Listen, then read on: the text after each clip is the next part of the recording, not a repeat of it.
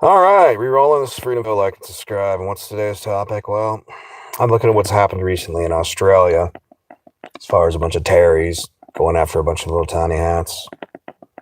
And I just want to point something out. Downwind of culture, you can smell it. I'm just saying, you can smell it. For good or bad, you can smell it. Where am I going with this? Freedom feel like, subscribe. Let's get into it and always turn up the video speed. And why do I always say that? Because you can watch videos faster. You should be watching this if I choose to upload it at 1.75. Yeah. And as I've said before, when it comes to this channel, this is a channel for adults. I talk about adult-themed things. I swear, I cuss. I'm a very blue-collar person. And if you're a parent, you're like, oh my God, you can't say that. Fuck you. How about you keep your kids off the internet or actually know what they're watching? Quit being a shitty parent. Quit pawning off your parenting onto everybody else. Yeah, freedom feel like, subscribe. Let's get into it. I'm watching the news and they're showing this event. This one guy, when it happened down there, most people are just running. He snuck up behind one of the gunmen and fucking grabbed him, took the gun away from him. And I don't know if he shot the guy, the Terry. He didn't know to shoot that Terry. He should have shot him right there. Shoot him in the dick a few times before you give him into his head. Swear to God. Downwind of culture, you can smell it. Let me give you an example. You're in a nice little beach town. Some bossa nova playing or something. Some laid-back music. And in the distance, you can smell the coffee shop roasting beans. Maybe there's a bakery. It's a nice place. People having cups of coffee. Little polite conversations. It's kind of the way the town I grew up in was back in the early 2000s. The bossa nova wasn't really there. Maybe if you're in the coffee shop. And at night, maybe there might have been a beach fire. Sun setting. Back before they were like, no more beach fires. That attracts teenagers. That's bad. It's a nice place. Really nice place. Well, let's talk about another example. You ever smelled a paper mill and smell it from the distance? Well, in this case, we're going to say, you can always smell a pig farm miles away. Pig shit. You can always smell pig shit. And cultures can be high-trust societies that are nice and comfortable, the smell of flowers and coffee and whatnot. And that's good places, to live. Nice places, sane places. And that's the problem sometimes is the nice places. Eventually, the people from the pig shit culture, the people that don't even eat pork. But I'm sorry, a lot of you smell like pig shit to me. I just look at your beliefs. And by the way, I'm not nice about any religion. I think you're all fucking nuts. Oh, the man talk to his head and tell him that, like, how many of your religions are based off a guy starting out that tried to kill his son, and God was like, that was a prank, bro. Go and read through the holy books and realize how much insane shit there, and you're like, you actually believe this? It's totally real. And you know why a lot of people believe this crap? Because it's surface level belief. It's cultural belief. It's literally like, everybody around me says the same ridiculous claim, ridiculous lie. So we all kind of do it, whether it's the Jewish, the Christians, the Muslim. By the way, the fact that you can't call out Islam. They made a whole ass word.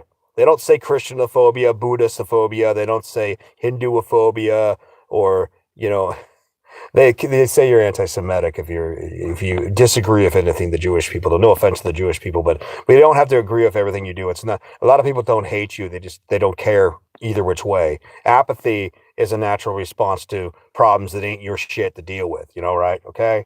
And then we have this other magic religion that's like the religion of peace that always seems to be killing itself on a regular basis. Like every time around Ramadan. There's actually a thing called the Ramadan Bombathon. How many people are going to die this year? Religion of peace. But then when this is exported everywhere else, and I have to explain this, sometimes other people's cultures, like some third world shit in Africa, is like, an invasive species, much like some of the shit coming out of the ghetto in America is like an invasive species. You take these problems and you bring them somewhere else. Now, hopefully, you can get people to a better place and they can appreciate it. A lot of times, though, some people are just fucking predators. And the problem is with a lot of the way that immigration works, a lot of people that are shit people to begin with, downwind of culture, because they're shitty people, they smell like shit. They get to a new culture and they fuck it up. Because the people that are there are nice and they're like the video Captain Sweden. Oh, so tolerant. I will service her. I swear to God.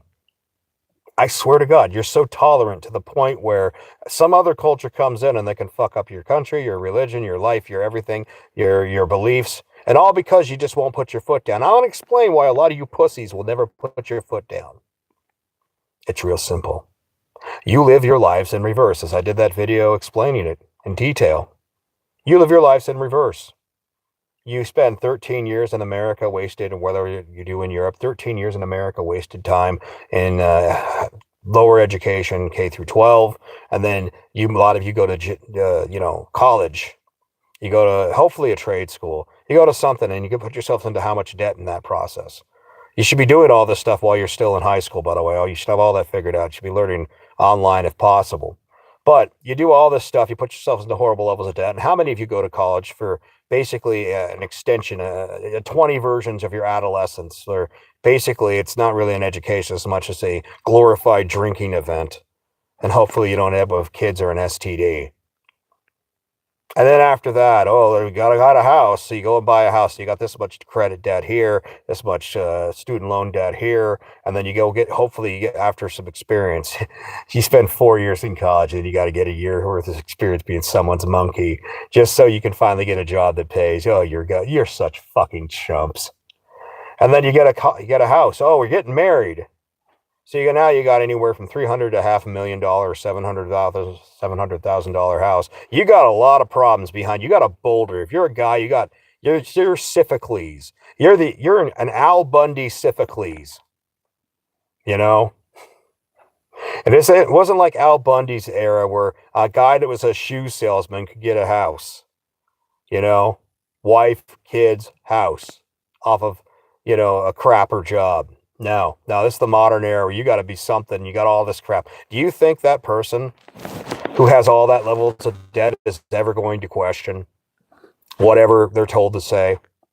No, I've seen other people called out. They'll be like, have the Don Knotts moment. Hey, something ain't right here.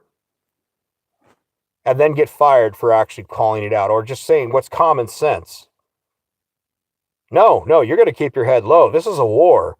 You're in the trenches of this modern society. You're keeping your head low. So basically, just like in college, you have this, you did everything, all the credits you needed to get your real degree, but then you're forced to get more credits to keep your fucking socialist professors employed. You just went to those courses and you kept your head low and you just nodded your head. And maybe, unfortunately, maybe you took some of it in. God knows a lot of you women do. Oh yeah, the socialism's this and white people are bad. Never mind, my society's basically supported by mostly white people, but white people bad. Most of the advancement that's happened in the last how many hundreds of years came from what group? Yeah, that's right. I'm sorry, but let's cut the bullshit. Not to say that other groups haven't contributed here and there over the course of time, but the fact that this self-loathing shit, so you just go with it. You go with it, and, here's the best thing you can do. And they used to call it white flight, but I got my own word for this. I call it pulling a Jeffersons. The moment a lot of people can get out of a bad situation, they can buy their way into a better situation, they're moving on up to wherever the fuck's better. So at this point, in a culture that's self-loathing and constantly telling you that you're a bad person unless you regurgitate the fucking nonsense, and at some point, there's this love affair, and I think this is a lot of the people, the communism influence, the socialism influence, of like, hey man, we can use Islam against Christianity. So now you got to be like, okay, so let me see. There's no Christianophobia. There's no Hinduophobia. There's no Buddhistophobia. But apparently, like, you could be anti-Semitic, but I mean, Everybody gets called that if they manage to say, hey, maybe the reason people don't like you is because you guys are fucking with it. You got your fingers in everybody else's pie. Like somebody makes a pie, and there's some guy like, give you a piece of that pie. Sorry, that's just the truth. You guys are in everything, everywhere. Maybe people are a little sick of that shit. And maybe your problems aren't our problems. That doesn't make anybody anti-Semitic. It's just like, I don't see why America needs to be involved in what the fuck Israel's doing in the same way that Israel shouldn't have to give a shit what we're doing. It's called enlightened apathy. But then you get the Islams. And since George Bush, by the way, a lot of liberals fucking hated George Bush. I don't know if you guys remember that fact. But he was the guy that coined the phrase religion of peace. And then they came out with the term just right after that, Islamophobia. Wow. Like, I'm not Islamophobic. I'm Islamonauseous. Like, one of my buddies said that about homophobia. He's like, I'm not a homophobe. I'm not afraid of them. I just think what they do is disgusting. And I'm like, you know what? The guy's straight. He likes chicks. He thinks man ass is disgusting. Is he a bad person for fucking having his preferences taste? No. That's just how he feels about it. He's like, they can do what they want. Just, it's not my thing. And I don't want it around my home. If they want to go do it in their place, hey, just he's like, even like a lot of regular people kissing. I don't want to see some fucking people, two fucking fat fucking straight people banging in the park. I don't want to see like, hey, this or that. Have some class. I'm like, yeah. But the same thing with the Islams. We got to sit there and do this little dog and pony show, religion of peace. Meanwhile, there's another truck of peace. And here's another thing. Trump was right about some things, and when he say they're not sending their best, isn't it amazing how over there in the most rich, oil-rich Islamic countries, they don't have these problems? This seems to be a second and third world thing. It seems like where the IQs are lower just because, I don't know, maybe we could get into that evolution, all that shit. Like going north forces you to have to be smarter or you'll freeze to death or be killed by the neighboring tribe. Where there's food abundantly, you don't have to work as hard. I don't know. Maybe that's something to do with it. But where the IQs are generally lower and you have this like virulent form of Islam, and arguably, have we been collectively lowering the IQ of Africa by giving free food?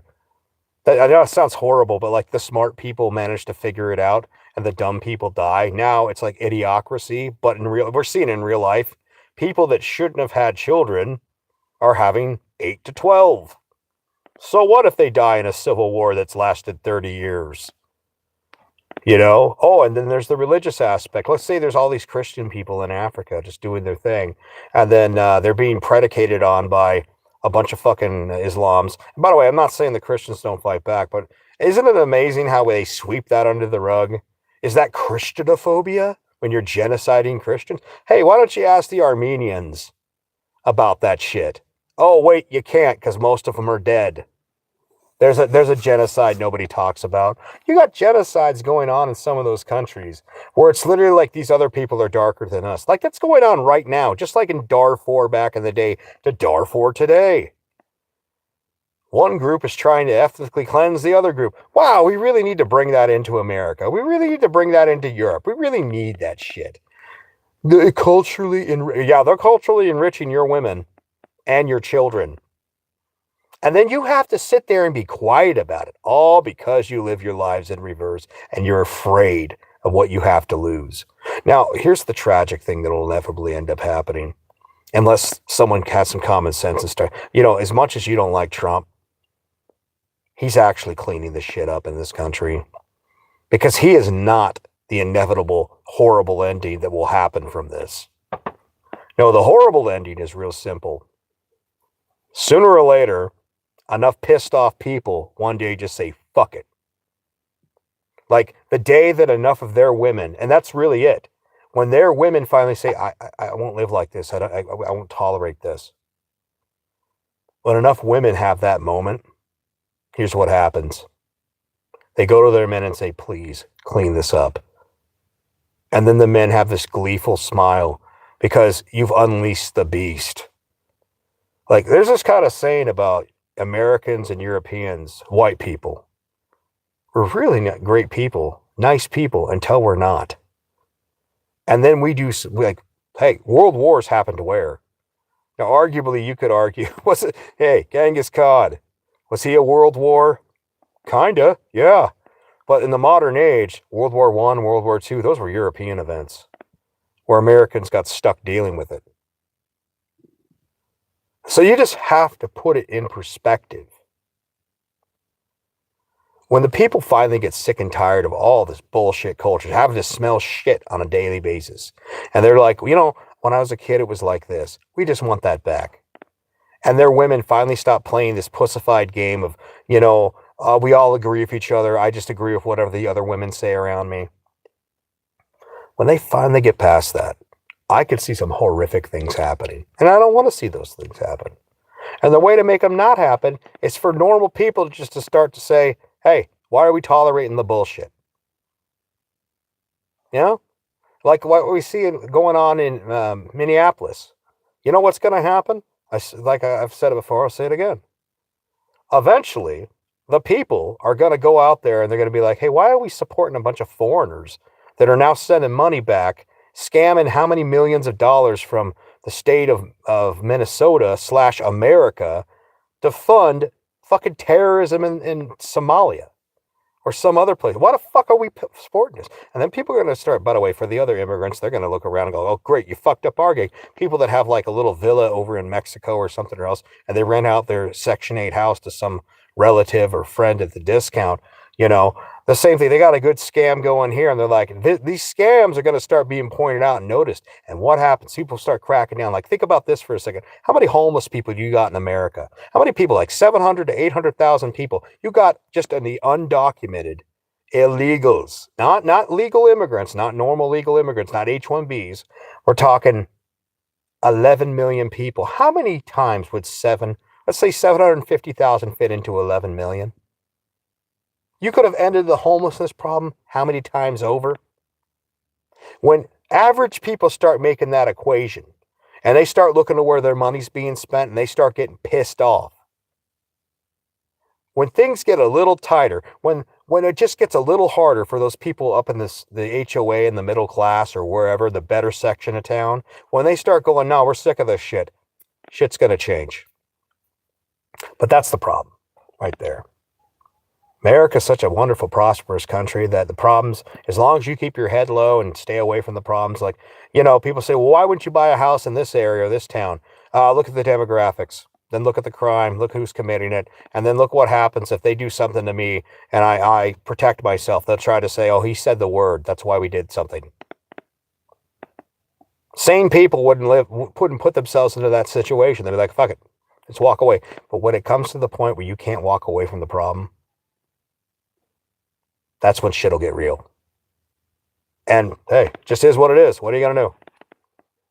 But I look at the situation in Australia and go, this doesn't have to be this way.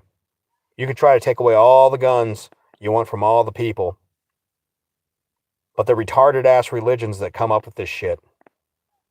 It's like my magic waggity woo in the sky told me to do this and told me I get 72 virgins. Ooh. Why don't we start treating the mental retardation for what it is? And it's funny. It's just like the Walmart example as a closing thought.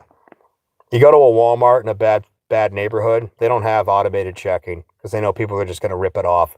The theft gets too high because people see a loophole and they start exploiting it, And then the next thing you'll notice is that, and this is like the last 10, 15 years, it's become more prevalent, is that the products that people are stealing, like cologne or even underwear, are behind a glass case.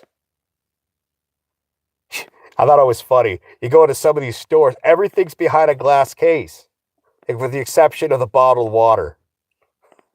Like diapers behind a glass case. You want to know you know what? You know who's really being punished every day? You. Average citizen, you're being punished. Your time's being wasted. You can't just go into a store and purchase something like a normal fucking person. You can't use automated checking to save yourself a little bit of time because somebody else is a fuck up. Now, like Asmund said before, and I agree with this, if you take that 2% of the population that causes all the problems and put them into a box, I bet you'll see this stop really quick. Just like what these people in these terrorist little organized, so-called protester / terrorist groups. You start taking when these people start burning cars and shit, and you put them in a box for the rest of their lives. You watch how quickly that shit just stops. And I've often said, don't waste money putting them in a box for the rest of their life. Send them to the Battle Dome. Send them to the, send them to like a real version of Survivor. Where you're afraid of being cannibalized by the other tribe of convicts. Hell, if they're weak, be like, well, we can use you for medical testing. Or if we feel really nice, we can put you on the guillotine game show. You watch this shit. I'm sorry that it has to get to that way, but your peace and tolerance nonsense, where you say peace and tolerance and run back to the gated community or the suburbs or wherever. Meanwhile, the poors have to deal with fucking your toxic empathy. That shit's got to come to an end sooner or later. Anyhow, Freedom Phil, like, subscribe, take it easy.